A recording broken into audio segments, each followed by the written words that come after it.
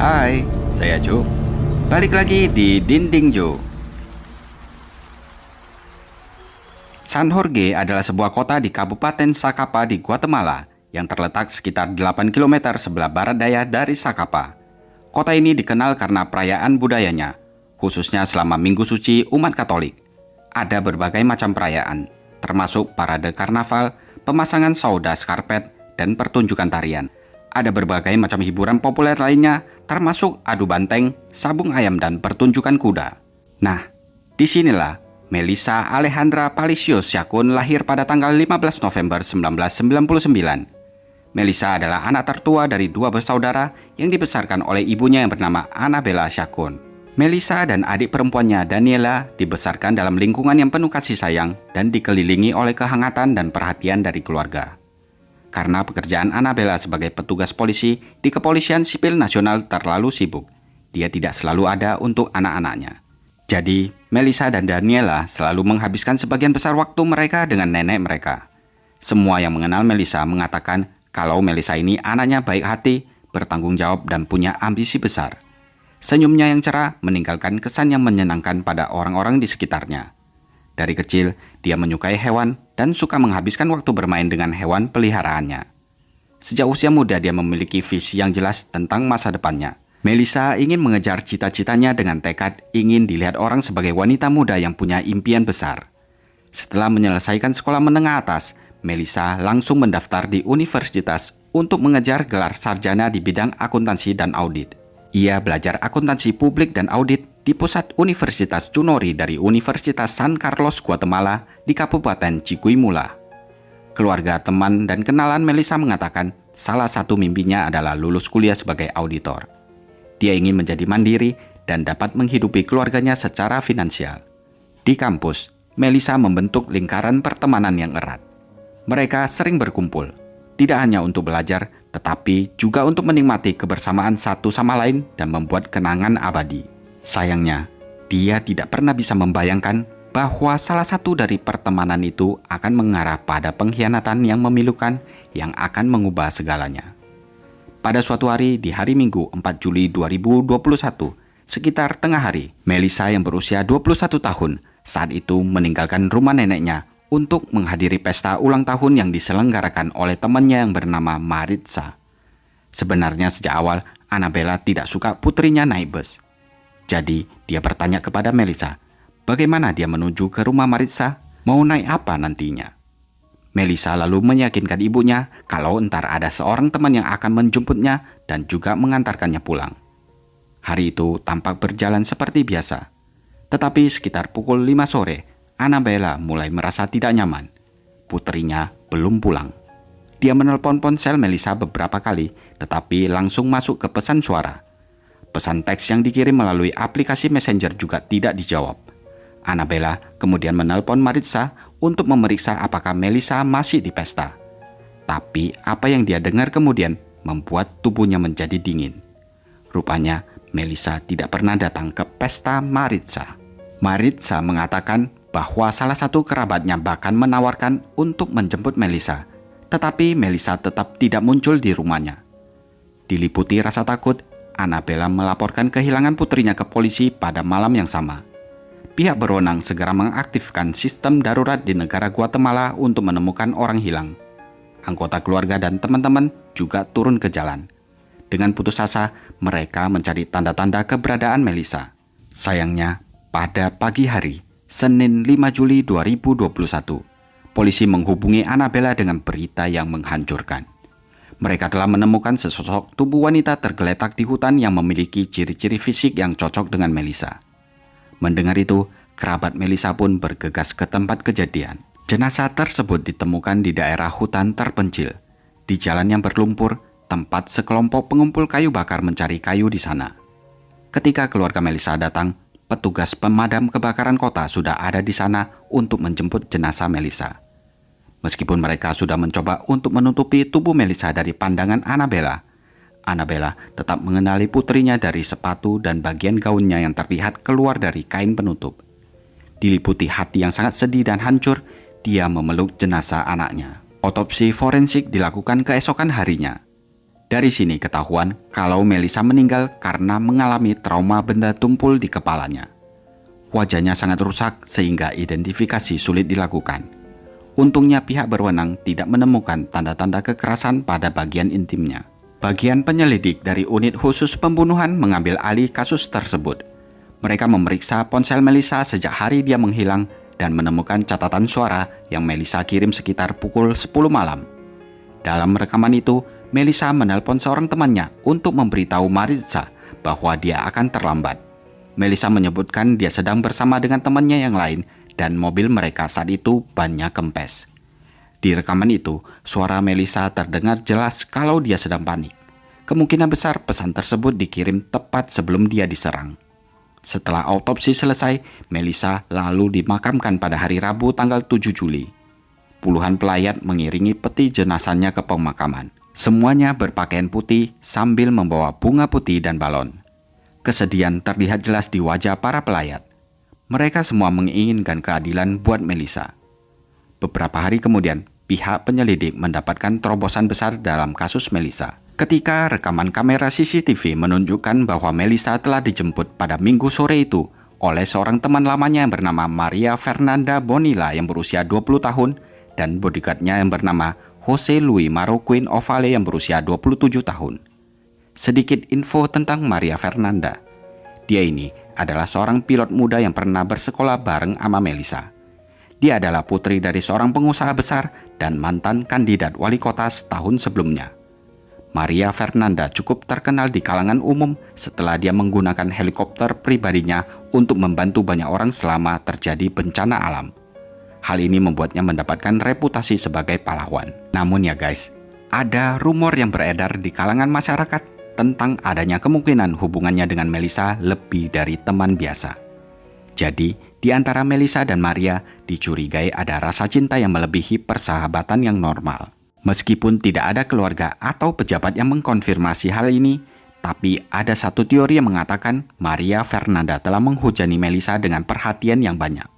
Namun, Melissa tidak menanggapi perhatian Maria tersebut. Dari pemeriksaan ponsel Melissa, penyelidik mengkonfirmasi bahwa panggilan terakhir yang dibuat dari telepon Melissa pada hari dia menghilang adalah teleponnya ke Maria Fernanda.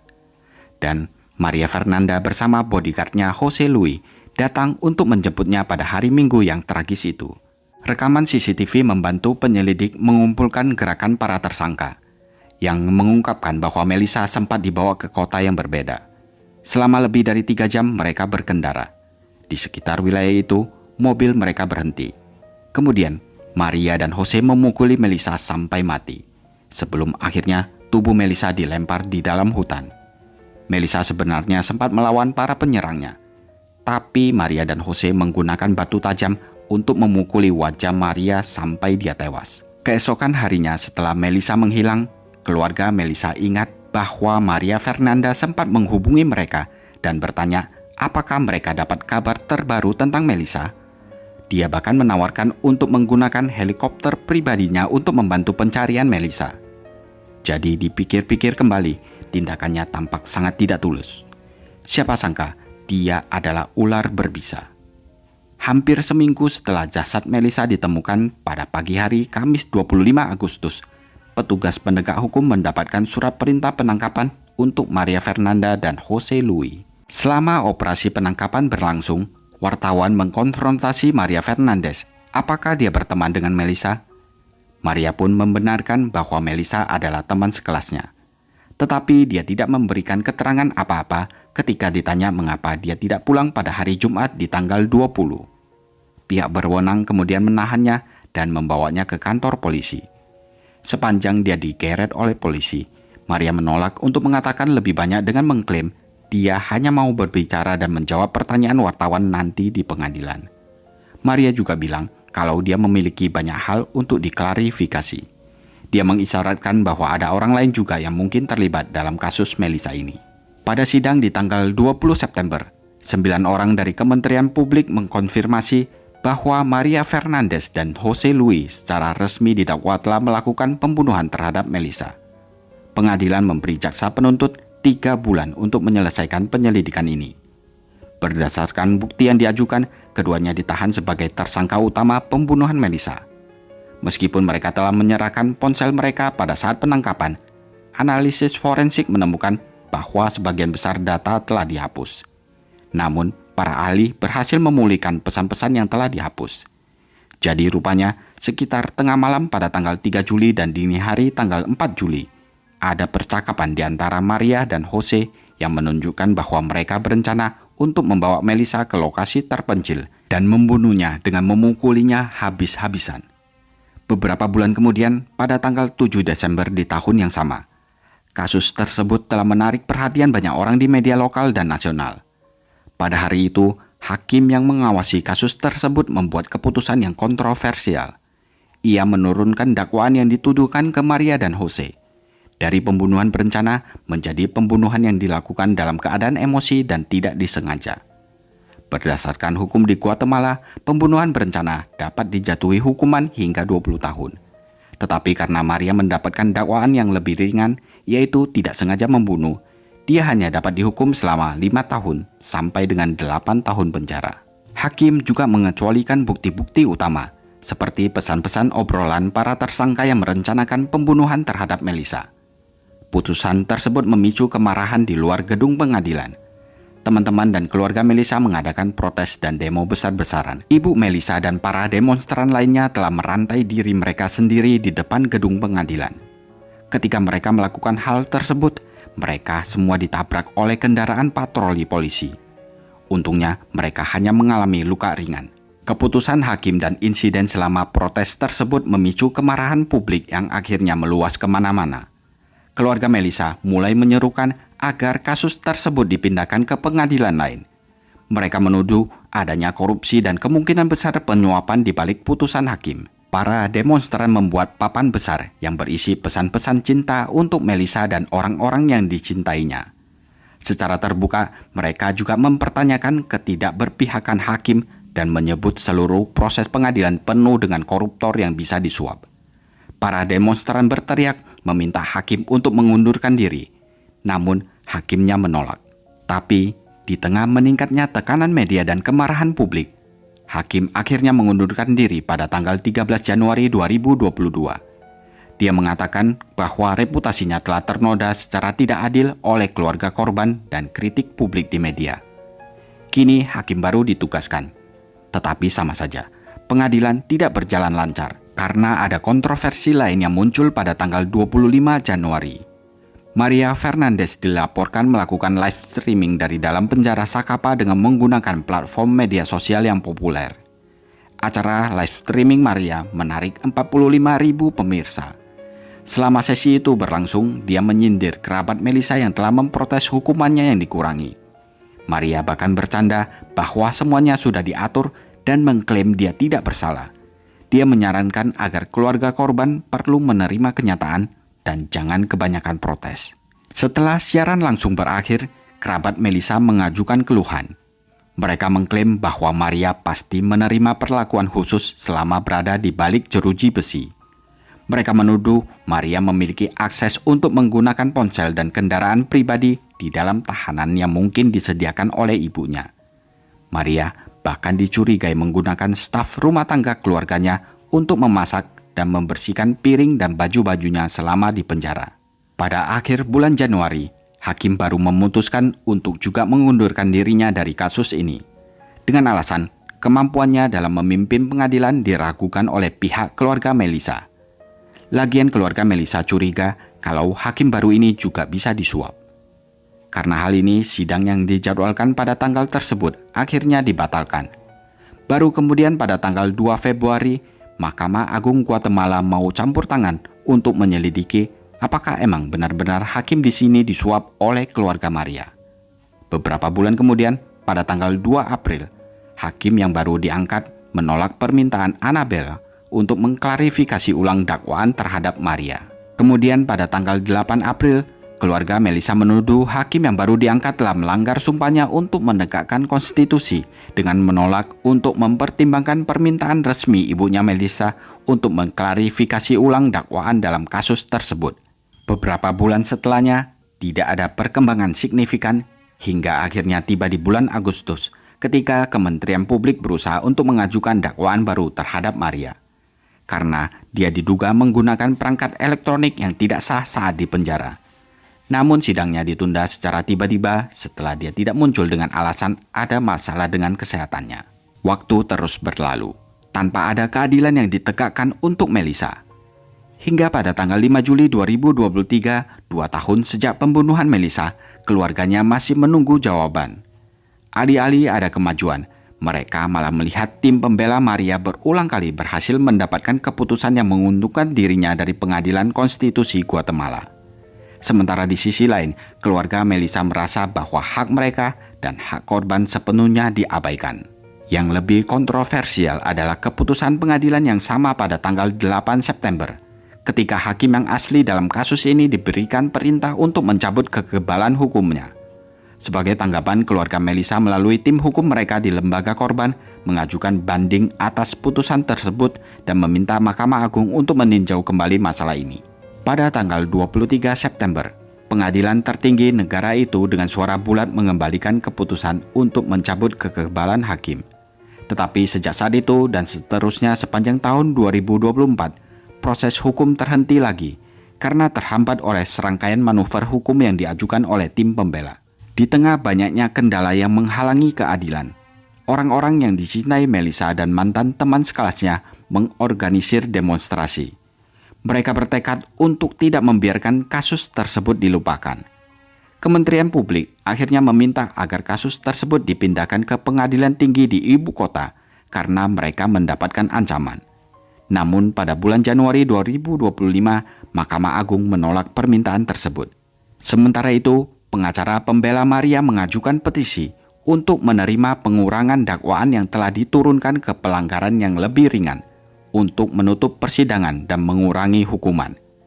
Jika dikabulkan, ini akan memungkinkan terdakwa Maria dan Jose bisa dibebaskan hanya dalam hitungan hari. Pada tanggal 12 Maret 2025, perhatian publik kembali fokus ke kasus Melissa. Hari itu dijadwalkan untuk sidang pra-peradilan yang sangat penting bagi Maria Fernandez dan Jose Luis.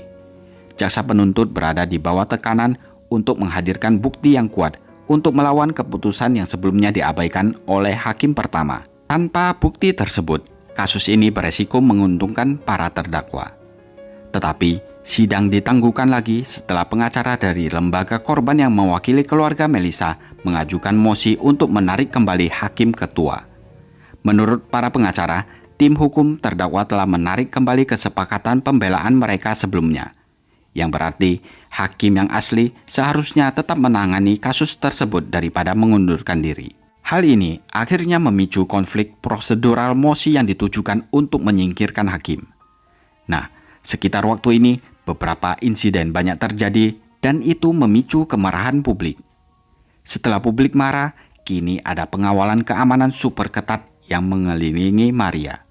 Saat dia tiba di pengadilan, dia diapit oleh pengawal pribadi dan mereka semua mengenakan rompi anti peluru. Pengunjuk rasa di luar gedung pengadilan ramai berkumpul.